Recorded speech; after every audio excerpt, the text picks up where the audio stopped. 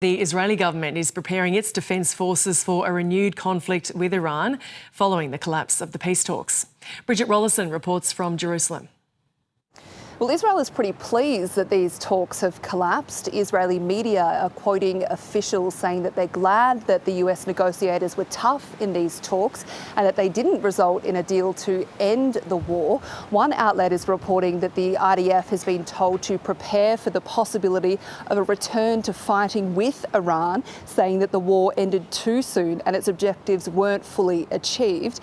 And it seems like that is the view on Lebanon too, with deadly strikes continuing in the south of the country today. Despite the ceasefire, the death toll there has now exceeded more than 2,000 people.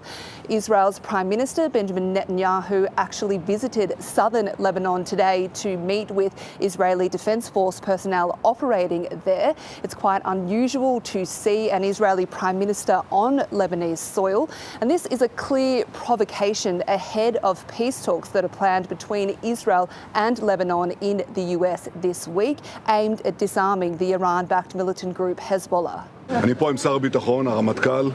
I'm here with the Defence Minister, the IDF Chief of Staff, the Head of Command, the Head of Division and our reservist troops.